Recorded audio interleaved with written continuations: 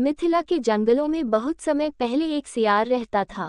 वह बहुत आलसी था। पेट भरने के लिए खरगोशों व चूहों का पीछा करना व उनका शिकार करना उसे बड़ा भारी लगता था। शिकार करने में परिश्रम तो करना ही पड़ता है न। दिमाग उसका शैतानी था। यही तिकड़म लगाता रहता कि कैसे ऐसी जुगत लगाई जाए जिससे बिना हाथ पैर हिलाए भोजन मिलता रहे। खाया और सो गए। एक दिन उसी सोच में डूबा वह सियार एक झाड़ी में दुबका बैठा था। बाहर चूहों की टोली उछल कूद व भाग दौड़ करने में लगी थी। उनमें एक मोटा सा चूहा था जिसे दूसरे चूहे सरदार कहकर बुला रहे थे और उसका आदेश मान रहे थे। सियार उन्हें देखता रहा। उसके मुंह से लार टपकती रही। फिर उसके दिमाग में एक तरकीब आई। जब चूहे वहां से गए तो उसने दबे पांव उनका पीछा किया। कुछ ही दूर उन चूहों के बिल थे। सियार वापस लौटा। दूसरे दिन प्रातः ही वह उन चूहों के बिल के पास जाकर एक टांग पर खड़ा हो गया। उसका मुंह उगते सूरज की ओर था। आंखें बंद थी। चूहे बोलों से निकले तो सियार को उस अनोखी मुद्रा में खड़े देखकर वे बहुत चकित हुए। एक चूहे ने जरा सियार के निकट जाकर पूछा, सियार मामा, तुम इस प्रकार एक टांग पर क्यों खड़े हो? सियार ने एक आंख खोलकर बोला, मूर्ख, तूने मेरे बारे में नहीं सुना कभी। मैं चारों टांगे नीचे टिका दूंगा तो धरती मेरा बोझ नहीं संभाल पाएगी। ये डोल जाएगी, साथ ही तुम सब नष्ट हो जाओगे। तुम्हारे ही कल्याण के लिए मुझे एक टांग पर खड़े रहना पड़ता है। चूहों में खुसर पुसर हुई। वे सियार के निकट आकर खड़े हो गए। चूहों के सरदार ने कहा, हे महान सियार, हमें अपने बारे में कुछ बताइए। सियार ने ढोंग रचा, मैंने सैकड़ों वर्ष हिमालय पर्वत पर एक टांग पर खड़े होकर तपस्या की। मेरी तपस्या समाप्त होने पर एक टांग पर खड़े होकर तपस्या की।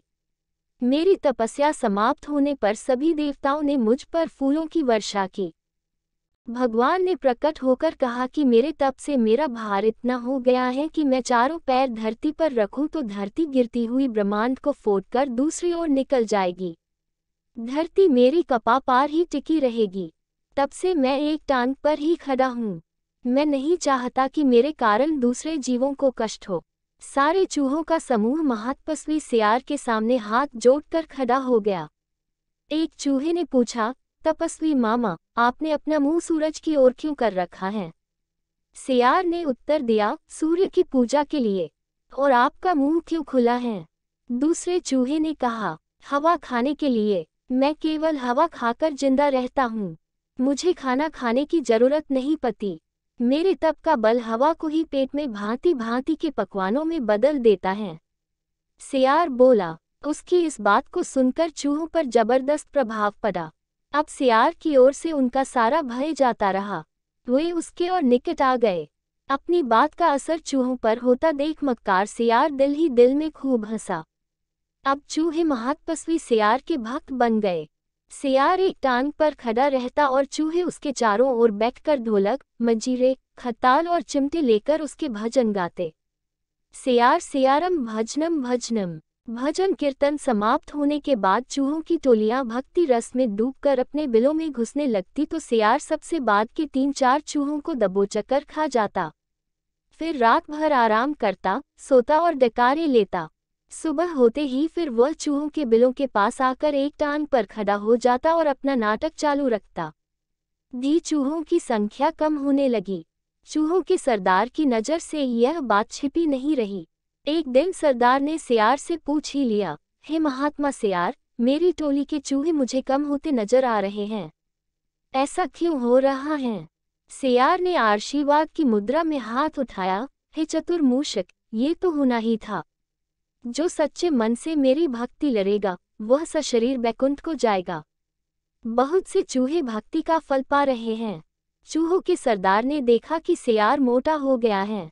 कहीं उसका पेट ही तो वह बैकुंठ लोक नहीं है, जहां चूहे जा रहे हैं। चूहों के सरदार ने बाकी बचे चूहों को चेताया और स्वयं उसने दूसरे दिन सबसे बाद में बिल में घुसने का निश्चय किया। भजन समाप्त होने के बाद चूहे बिलों में घुसे। सियार ने सबसे अंत के चूहे को दबोचना चाहा। चूहों का सरदार पहले ही चौकन्ना था। वह दांव मारकर सियार का पंजा बचा गया। असलियत का पता चलते ही वह उछलकर सियार की गर्दन पर चढ़ गया और उसने बाकी चूहों को हमला करने के लिए कहा।